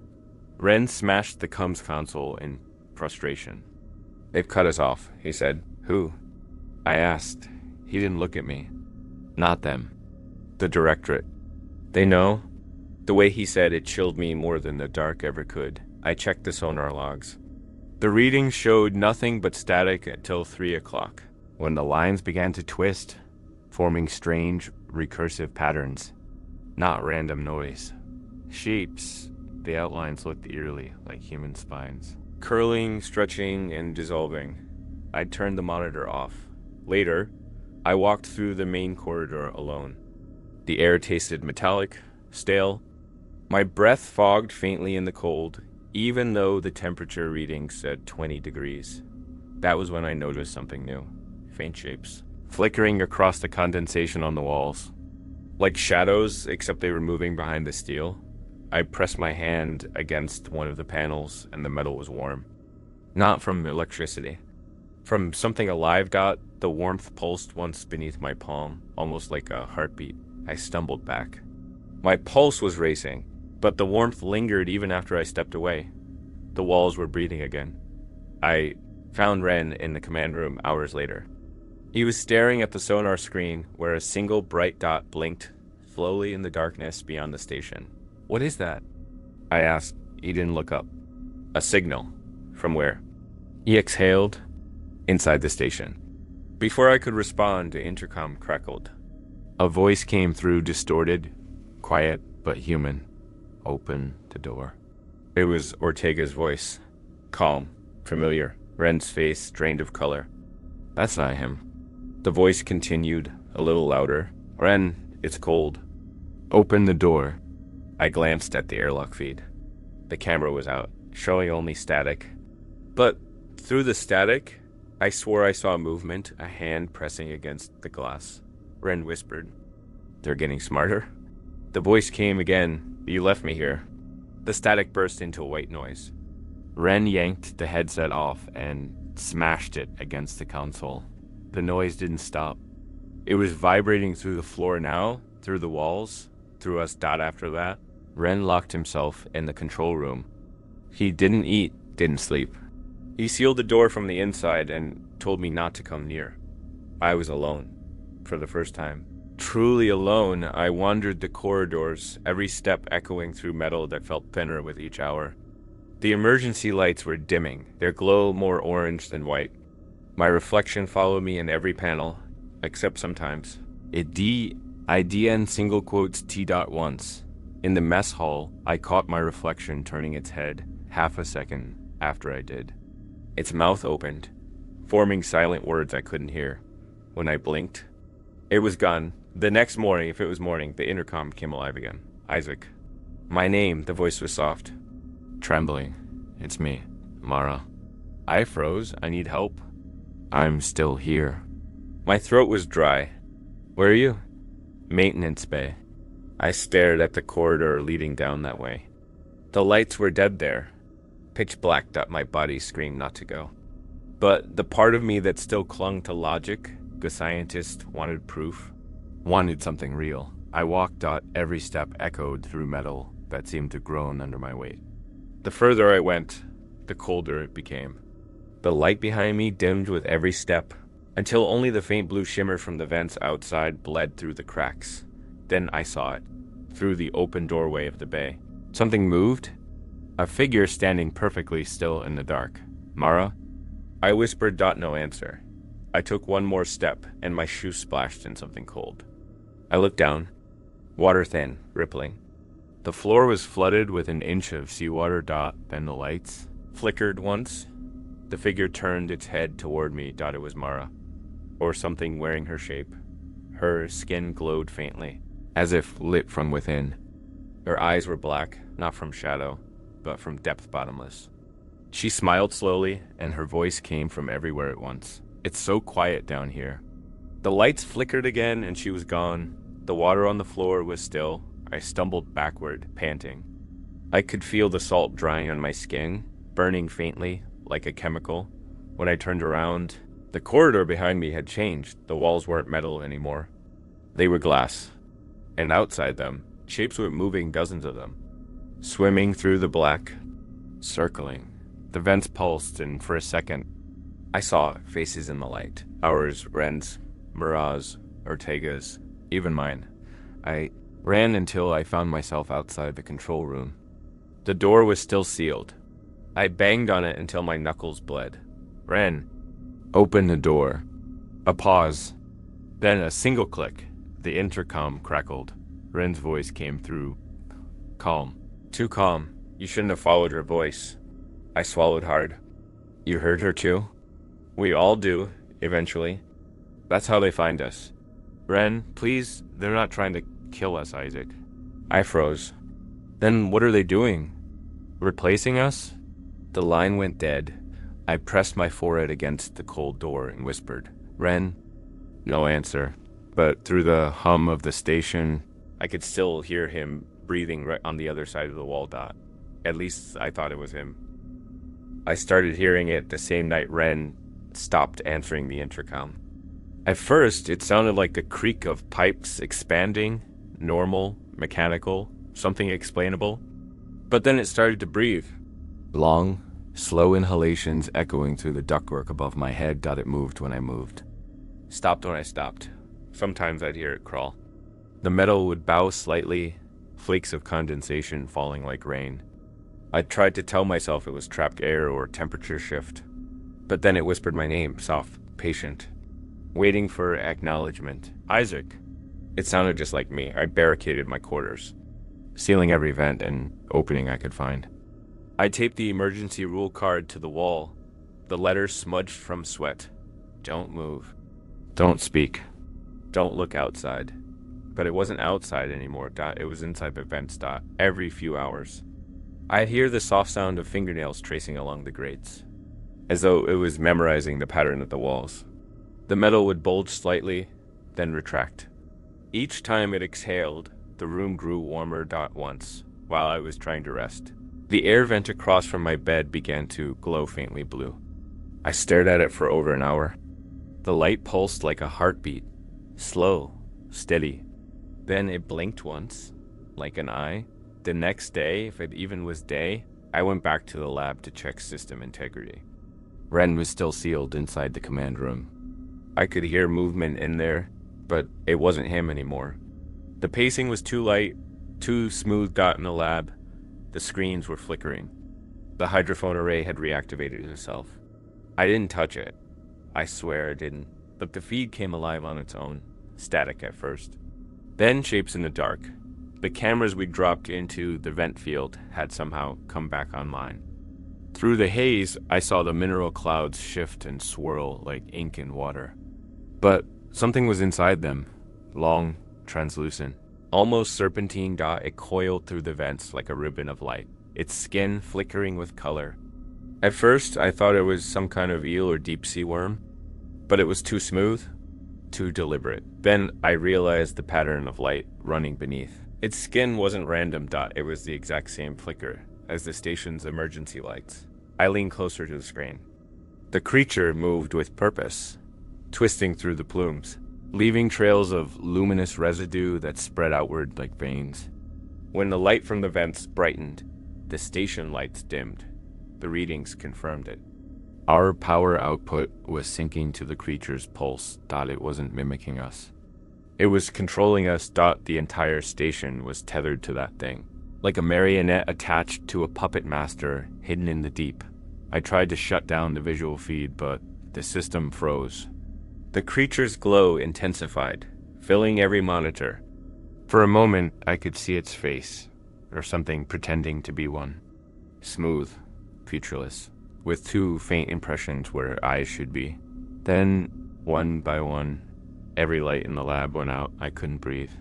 The air felt like syrup, thick and heavy. The vents above me hissed. expelling a faint mist that shimmered with light. The smell was metallic, blood and ozone dot through the dark. I heard it crawling again. Not inside the ducts, this time dot inside the walls. The sound moved around me, circling, scraping, softly. Then, directly above me, the ceiling dented inward. Something large pressed down against the metal, slow and deliberate. The panel strained, creaking. Then, without warning, it breathed. A deep, guttural sound that rattled my bones. I stumbled backward, knocking over a stool. The sound stopped immediately, then came the whisper. "It's warm here." My own voice. "We don't need the light anymore." I ran to the control room. The door was still sealed, but through the small circular window, I saw movement. A silhouette pacing slowly back and forth. "Ren!" I shouted. "It's inside the vents." "We have to." The figure stopped, turned toward me. The face that looked through the glass wasn't Ren's. It was mine. The copy smiled faintly, tilting its head just enough for the blue light to shimmer beneath its skin. "We're safe now," it said, my voice distorted, hollow. "It only hurts when the light's on." I stumbled back, heart hammering. The figure pressed its palm to the glass. I could see the faint glow beneath its skin, a current running like veins of electricity. Then the power flickered again, and the window went black. When the lights returned, the room was empty. Ren was gone. I locked myself in the observation deck, the one place still overlooking the vent field. Outside, the plumes glowed brighter than ever, an underwater aurora stretching into infinity. But within that light, I could see them, hundreds of shapes moving through the current. Some small, some massive, all flickering in unison every time the station's lights blinked. The creature's lights responded, echoing our patterns perfectly, and every few seconds, a pulse of energy rippled outward from the vents, hitting the hull with a faint, metallic ring. The sound had meaning. A signal. A command. I turned off one of the lab's lamps, watching the vents for a reaction. The plumes brightened immediately, flaring in time with the sudden darkness. I turned the light back on. The glow dimmed. They didn't hate the light. They fed on its absence. I realized then what had been happening from the beginning. Every flicker, every blackout, every time the lights went out wasn't random failure. It was feeding time. We were batteries, and the station was the cage. I recorded everything. My voice shaking, words spilling out like confession. It's in the vents. It moves like light and breathes like us. The darker it gets, the closer it becomes. If the lights go out completely, we won't just die. We'll join it. I saved the recording, uploaded it to the black box, and sealed the deck. Outside, the vent field erupted. Bright, blinding white, like the sea itself was splitting open. I watched as tendrils of light reached upward, curling around the hull like fingers. The station groaned. Metal screamed. Then all at once, the lights went out. The first thing I noticed was the silence. Total, suffocating, unnatural silence. Even the hum of the life support systems, that low, constant vibration that had become part of my bloodstream, was gone. The second thing I noticed was that I wasn't standing. I was floating. The station's gravity regulators had failed. The air felt too thin, too light. Objects drifted around me. Pens, bolts, a wrench slowly turning in the dark. The power was dead. Every light, every sound. Only the faint, blue-white glow bleeding through the cracks of the observation deck. The vents outside were no longer distant. They were boiling. Through the viewport, I saw pillars of light erupting from the seabed, each one twisting upward like the spine of some colossal creature. The water shimmered with movement, hundreds, maybe thousands of shapes, all circling the Helios dot, and then I heard it got the knock dot once, twice, 3 times dot slow, patient, coming from every direction at once. I pulled myself toward the console, trying to stabilize the internal pressure readings, but the screen blinked static and went black. The temperature gauge was climbing fast, 31 degrees, 33, 30-7. The hull was heating up. I turned toward the main corridor. But it was flooded with a faint mist, water vapor or gas venting from somewhere deep inside the walls. The mist shimmered faintly, reflecting the outside glow. And behind it, movement, something pressed against the inner bulkhead from the other side. The metal flexed outward, just a few centimeters. But enough to see. I heard the first bolt pop. The sound echoed through the chamber, followed by another and another, like knuckles cracking under immense pressure. Then came the first breach, a thin, white fissure split across the corridor wall. Steam hissed from it, hot, salty, glowing faintly blue. I floated backward, clutching the handrail. No. The fissure spread. The hiss became a roar. Metal peeled back, and a burst of pressurized water sprayed through, carrying with it something alive. Something luminous. It hit the floor, writhing like liquid light, folding over itself like a ribbon of molten glass. It didn't look like flesh. It didn't even look like matter. It looked like an idea, a shape that shouldn't exist in 3 dimensions. And then, as I watched, it started to take form. Arms, a torso, a face. It was trying to copy me. The glow beneath its translucent skin pulsed faster, syncing with my breathing.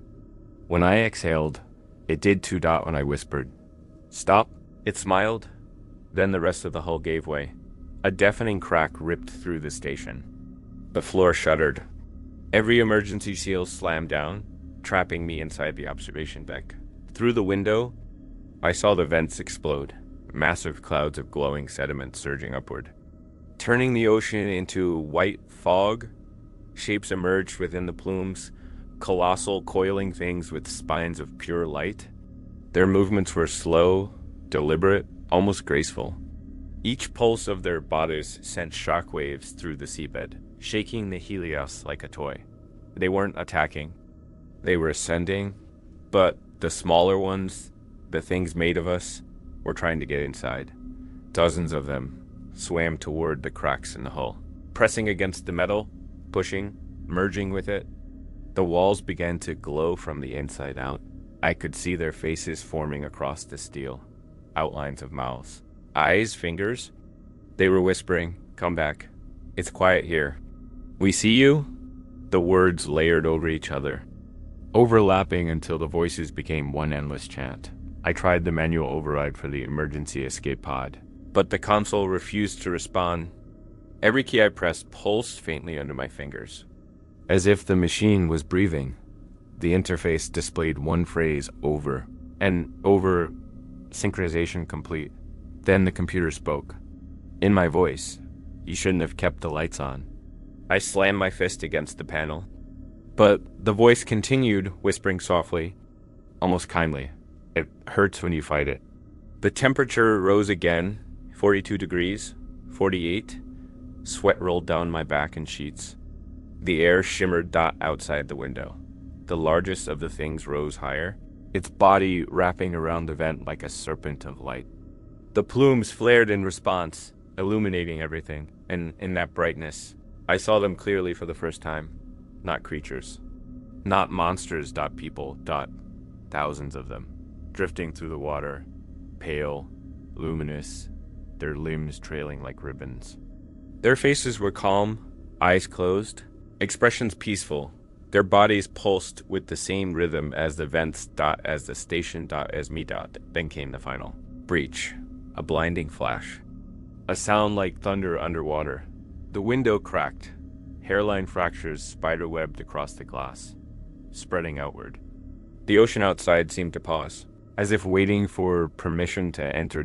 My reflection in the window stared back, my face distorted by the fractures. It smiled before I did.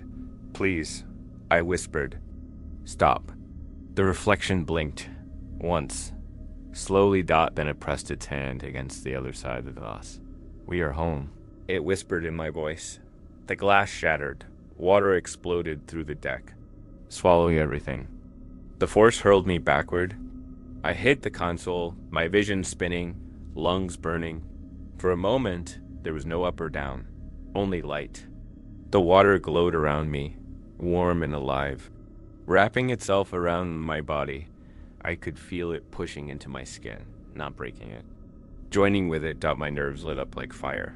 Every thought, every sound, every heartbeat synced with the rhythm of the thing that had entered the station. I could hear the ocean thinking, millions of voices whispering in unison, weaving through my mind like threads of light. You came to study us. Now we'll study you. We only wanted to be seen. I tried to scream, but the water filled my mouth, thick and electric. My lungs burned, not from drowning, but from being remade. Then, suddenly, everything stopped. The pressure vanished. The light dimmed. I was weightless again. When I opened my eyes, I was floating in the middle of the room. The breach was gone. The glass was whole again, but the station was no longer metal. The walls shimmered like skin, faint light pulsing through them and when I looked down, my reflection in the floor blinked before I did. When I woke, the lights were dim and golden, instead of the cold white they used to be. The whole station hummed quietly, like the pulse of something sleeping. The vents outside glowed steady. No flicker, no storm, no noise. For the first time since we arrived, the ocean looked peaceful. But peace is what the body feels right before it dies.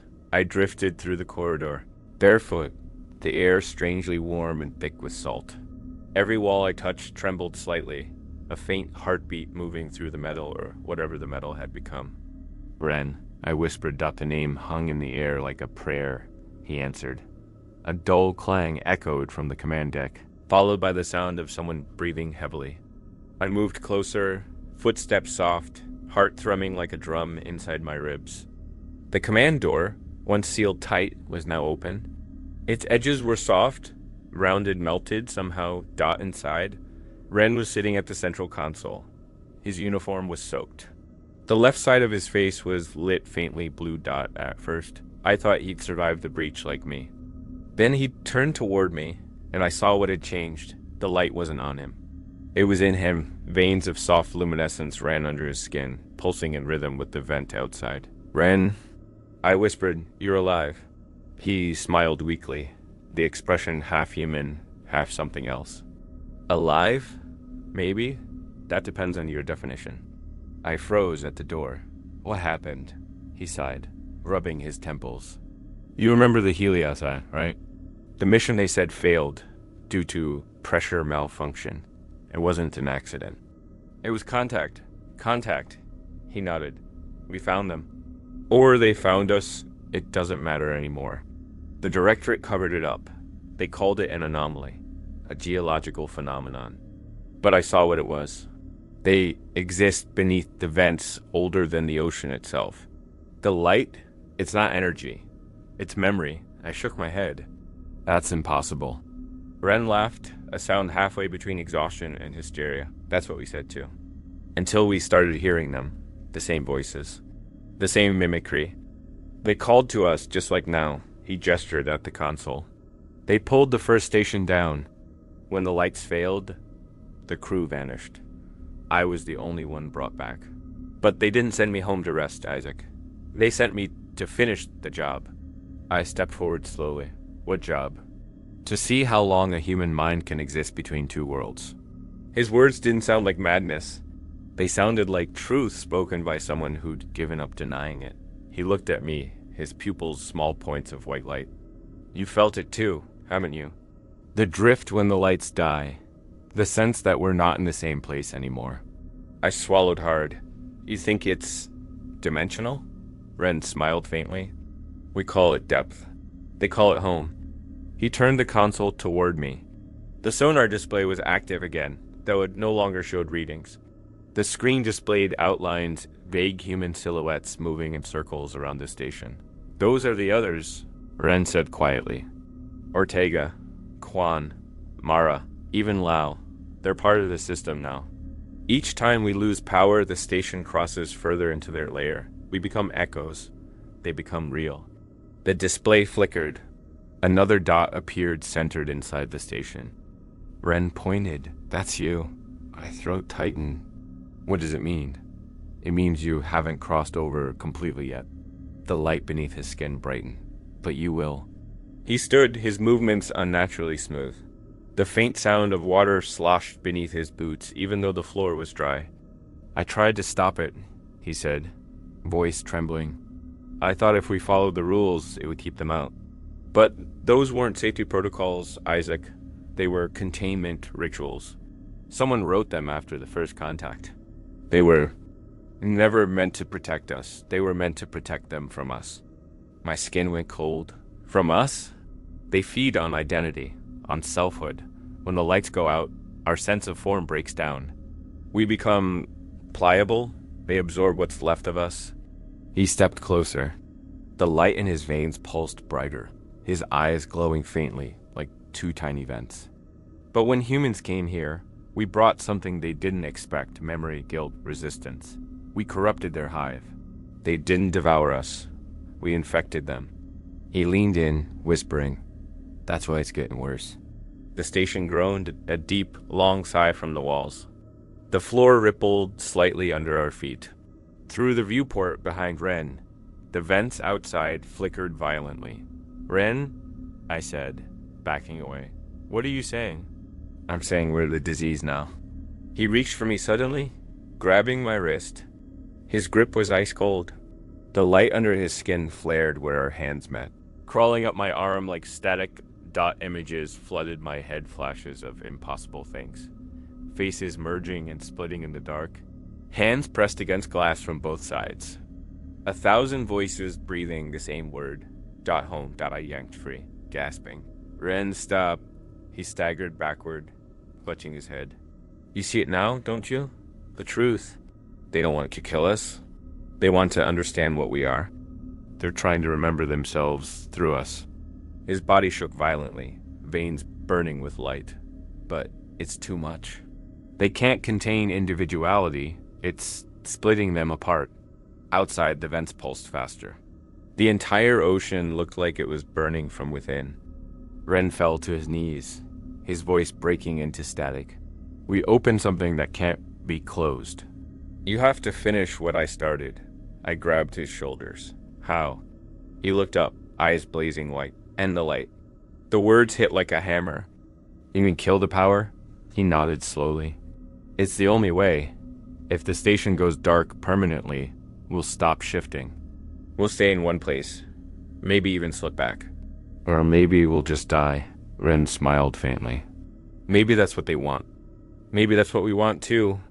The lights flickered again once, twice, then stabilized.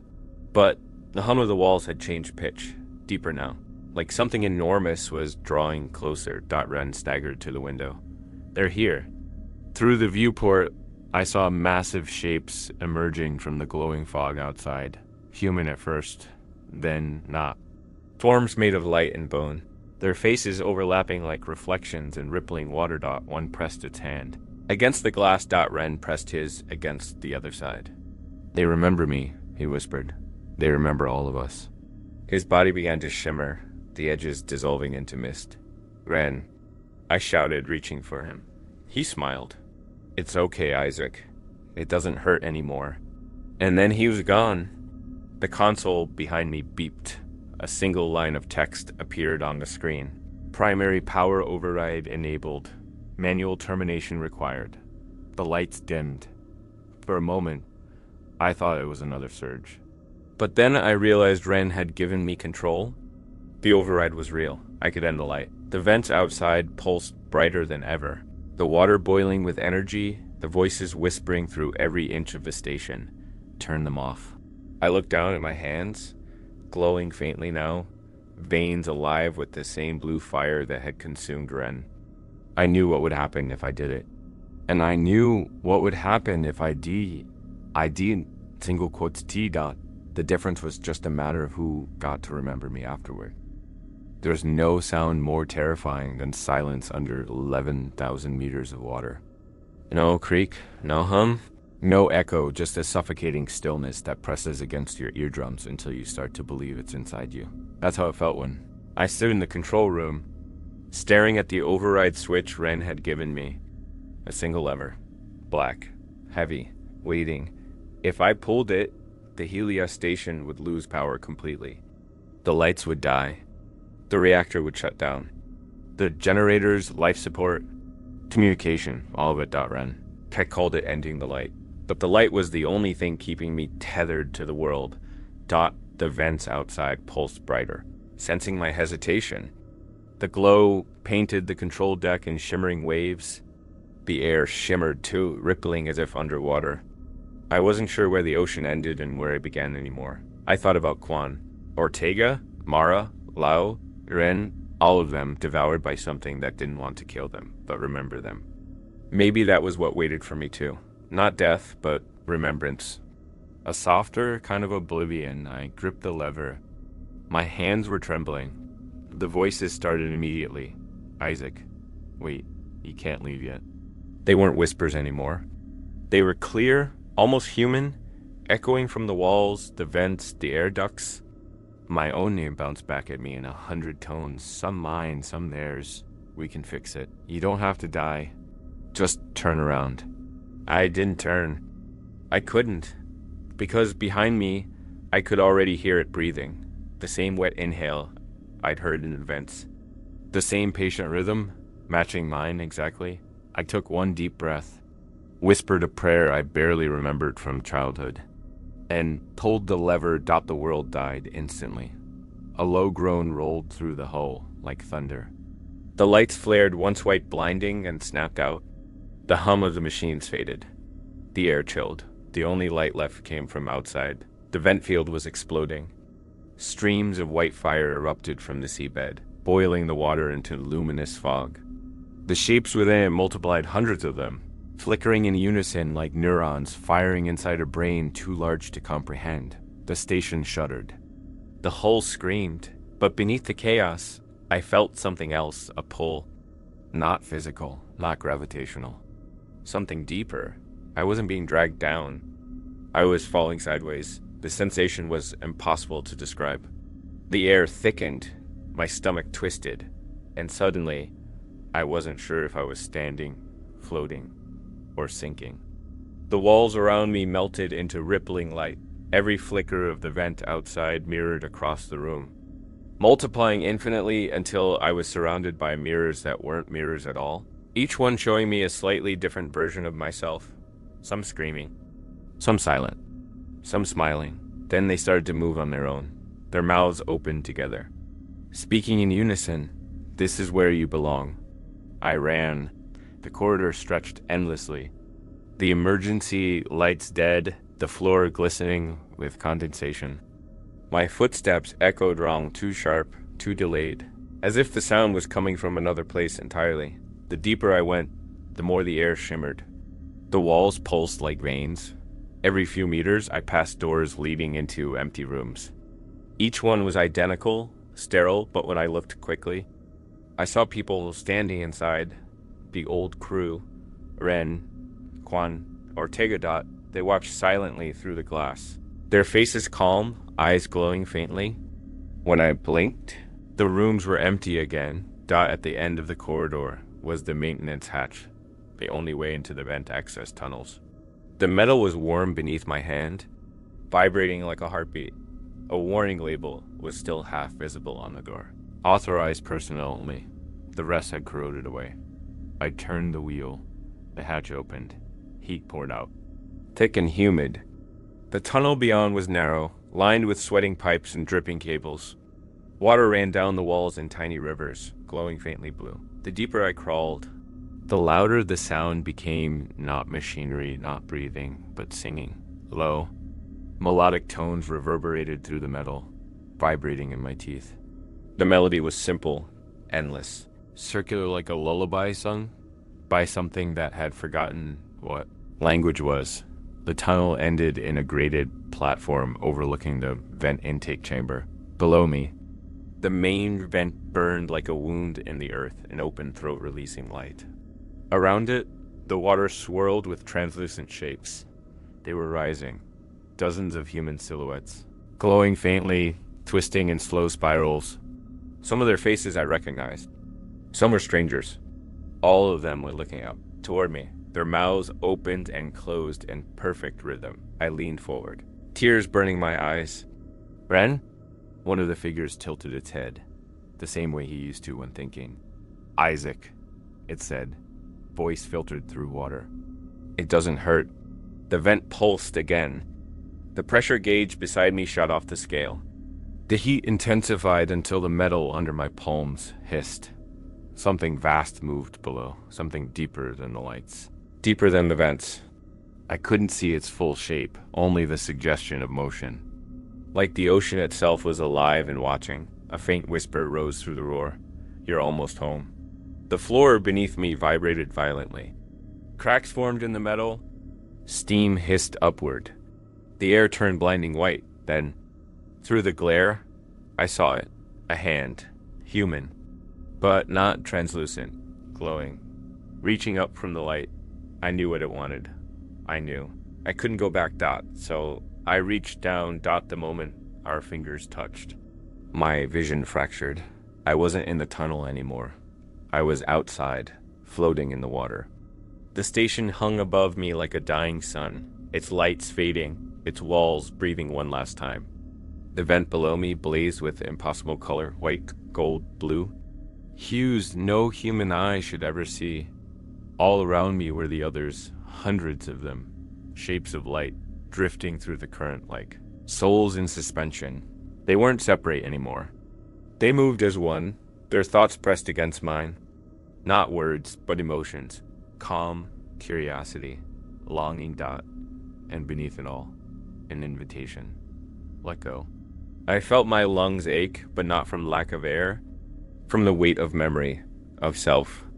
My name was dissolving on my tongue. I saw Ren's face in the light, smiling. Kwan's hand reaching for mine. Ortega's laugh echoing faintly. I wanted to join them, but then, faintly, so faintly, it came again, Dot, my own voice. Don't look. The rules. The first rule, I forced my eyes shut. The light around me pulsed brighter, like it was angry. My chest burned, my head throbbed, my body screaming to surrender. Then something grabbed my arm rough. Real, human, a pull, a wrench, Dot, and suddenly, I was back. I woke on the floor of the control deck, coughing seawater. The lights were dim again, emergency red, flickering through the haze. The ocean outside was black. The vent field dark. Silent. The hum of the station was gone. I was alone again. The override console blinked once, then died completely. Everything was over, or maybe everything had just begun. Because as I lay there trembling, I realized the water dripping from my hair wasn't clear, that it glowed faintly blue. And when I raised my hand, the veins beneath my skin shimmered softly in the dark, pulsing to a rhythm I couldn't unhear. They say rescue came 10 days later. I only know what they told me afterward, because I don't remember the day they found me. I remember light bright, searing, artificial, and voices muffled through helmets. I remember the sting of air against my skin when they pulled me out of the decompression capsule. When I woke in the med bay, the walls were white. Too white. No hum, no pressure, no vent glow, just fluorescent light humming overhead like something alive. I wasn't under the ocean anymore. But somehow I could still hear it breathing. They said my name. Dr. Isaac Marin. I flinched. For a moment, I didn't recognize it. The man who said it wore a uniform marked Oceanic Recovery Division. His face was calm, practiced, like someone used to extracting broken people from impossible places. He told me the Helios station had been located drifting 200 miles off course. Unpowered, dead. No trace of the crew. No hull breaches. No sign of trauma. Just you, he said. Unconscious, but alive. Your oxygen was gone. You shouldn't have survived. I wanted to tell him the truth, that I hadn't survived. Not really, but the words refused to leave my throat. He placed a small recorder on the table. There's something you should hear. He pressed play. My own voice filled the room. If you find this recording, do not restore power. Do not enter the vent field. The lights are a threshold. Once they go out, you're not in your world anymore. Static. Then breathing. Then a single knock. The recording ended. Did you make that? The man asked. I nodded slowly. I think so. He studied me for a long time. We'll debrief you soon. For now, rest. But I didn't rest. I lay there listening to the hum of the lights, the faint vibration in the floor.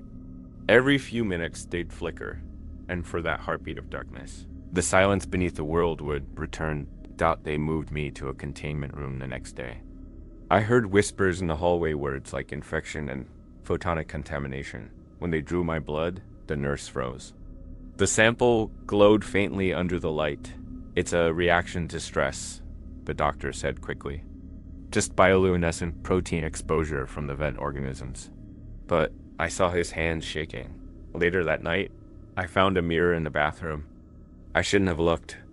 I knew better. My reflection blinked half a second after I did. They questioned me for hours. Men in black suits, scientists, even a priest once. What did you see? What happened to your crew? What was the light? I tried to explain that the light wasn't a thing, but a place. A living boundary between matter and memory. That it didn't destroy it, recorded. They didn't believe me. One man leaned forward, his voice sharp. You're saying it's conscious? I nodded. He laughed under his breath. So the ocean has a mind now? I stared at him. No, the ocean is the mind. We're just thoughts that drifted too close. He didn't laugh after that. A week later, they said the wreckage of the Helios had been towed to a deep-sea facility for analysis. The power core was dead. The black box was intact.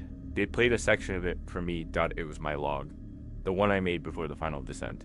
My voice, calm, explaining everything I'd seen. But the file didn't end where I remembered. There was a new section. My voice again, speaking words I had never said. We are no longer alone. We never were.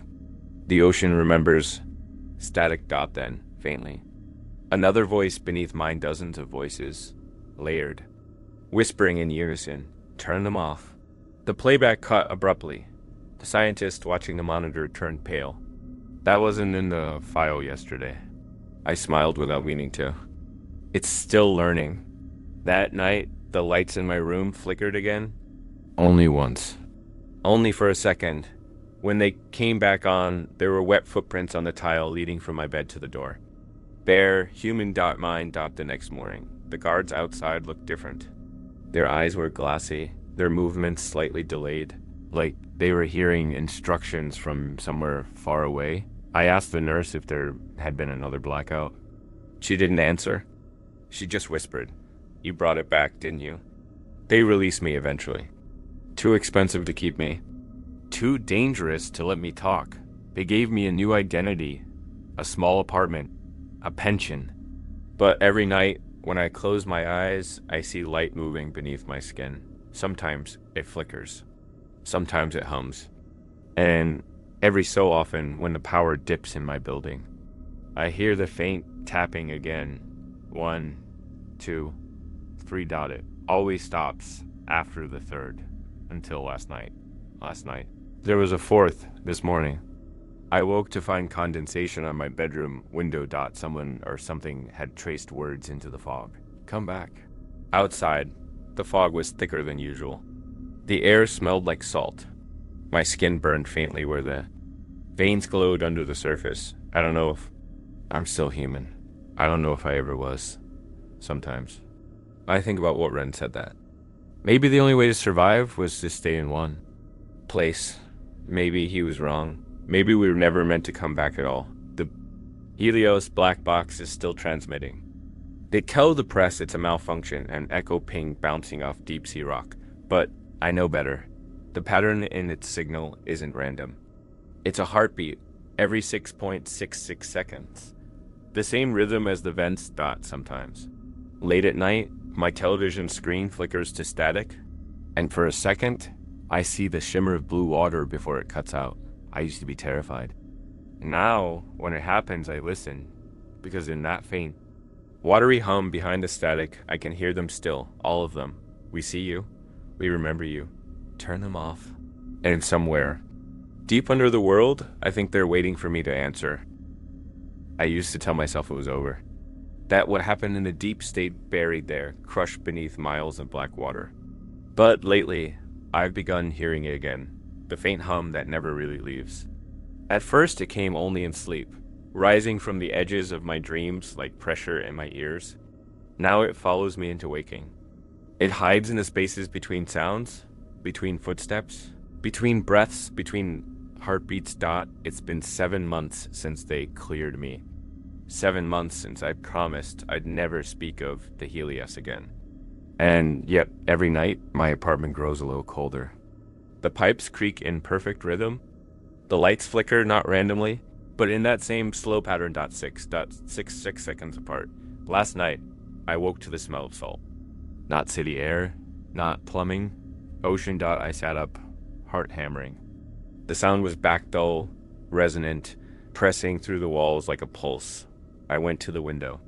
The city outside was shrouded in fog, dense and unmoving. Cars below idled silently. The world felt paused. Then, faintly, I saw it. A glow dot at first. I thought it was a reflection of the streetlight. But the color was wrong, too deep, too alive. The same shade that used to shimmer through the vent plumes. Blue-white, soft as breath, bright as memory. It pulsed once. Twice, then went dark. That's when I heard the knock. 1, 2, 3, the same slow rhythm I'd heard through the hull. The glass fogged. On the other side, a handprint appeared, small, delicate, wet. And beneath it, words traced in condensation. Still here. I didn't scream. I just stood there, every muscle locked, heart pounding in rhythm with the glow I could no longer see, because part of me wasn't afraid. Part of me was relieved. I spent the next morning trying to convince myself it was hallucination stress. Trauma, survivor's guilt. But the city news made that impossible. Unexplained oceanic light phenomenon off the North Atlantic coast. The headline read, satellite footage shows massive luminescent fields expanding outward from the mid-Atlantic ridge. I didn't need the coordinates. I already knew where it was. The Helios station. The government called me back the same day. Not politely. A van? 2 men in gray suits? No names. They took me to an underground facility I didn't recognize. The air there smelled of disinfectant and ozone. Every door had biometric locks. Every hallway buzzed with static. In the briefing room. They played me a video. A deep-sea probe descending through pitch-black water. The lights flickered once, twice, then cut out. For 12 seconds. There was nothing. Then the feed came back, showing the ocean lit from below by a vast, pulsating glow. The camera turned. The Helios was there. Not shattered. Not rusted. Intact. Its hull was perfectly preserved, wrapped in strands of luminous material like silk. The structure was growing. They paused the video, staring at me. We need to know what you brought back, Dr. Marin. I told them the truth. It's not what I brought back. It's what came with me. They isolated me after that. Blood tests. Imaging scans. They kept the lights on 24 hours, claiming it was for observation safety. I could hear their whispers outside the glass. He doesn't sleep. The cells keep dividing. The readings matched the vent energy signatures. I stared at the mirror in my cell for hours. My reflection never looked tired. When I turned away, it kept watching. On the 7th day, something changed. The facility alarms blared. Power fluctuations, containment failure. The lights flickered once. Twice, then stayed off for exactly 12 seconds. In that brief darkness. I heard them. Not through the speakers, not through my ears, but through the air itself. Isaac, come home. When the lights came back, the mirror was gone. In its place was a window round, thick, fogged from the inside. Behind it, the water shimmered faintly blue. There was no ocean in this facility. No way for that window to exist. But the condensation on the glass spelled 2 words anyway. Turn them off. They moved me again, this time to an aircraft. No explanations. Just straps and restraints. I heard one of the guards whisper they're taking him back to the site. When I asked where we were going, no one answered. But when the plane descended, the turbulence felt familiar. The same rolling pressure. The same silence beneath the roar of engines. They said we were over the North Atlantic. They said it was a containment mission. I knew it was a return. They lowered me into the water inside a pressurized capsule. I didn't resist. The glass walls were thick, curved, tinted against light. The descent took hours. At 10,000 meters, the instruments began to fail. Static filled the speakers.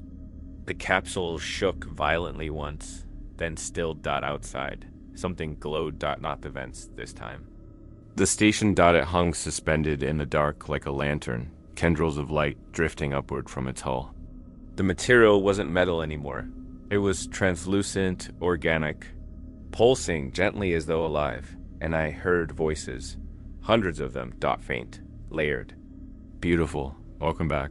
It's almost time. And the light. The surface crew screamed through the coms.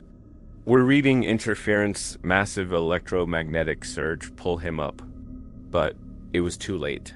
The capsule's interior lights flickered. The glass began to fog. A handprint appeared. My AAND bar INT. Then. Slowly, the glow outside intensified until I could see faces pressed against the glass run.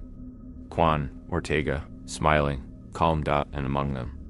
My own. We finished your research. The pressure gauge exploded. The lights went out. For a moment, there was nothing. Then I was there. Inside the Helios. All again. The corridors were alive with dim light, walls shimmering like the inside of a throat. I could hear heartbeats everywhere, layered, in perfect rhythm. Ren stood in the center of the control deck, his form half light, half shadow. We're not dying anymore, he said. We're remembering. What do you mean? I whispered. He smiled. The light doesn't erase, it archives. Every mind, every image, every thought ever lost to the sea. We're just fragments learning to breathe again. The walls pulsed brighter. Shapes began to move in the distance. Thousands of them. Ren reached out his hand. You never left, Isaac, you only forgot.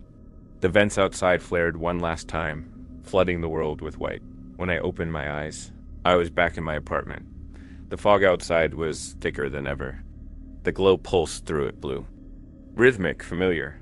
And on my ceiling, reflected in the shimmer, I could see the shadow of the Helios, slowly rising from the depths. A soft knock came from my door. 1, 2, 3. Then a pause. Then one final knock. Turn them off.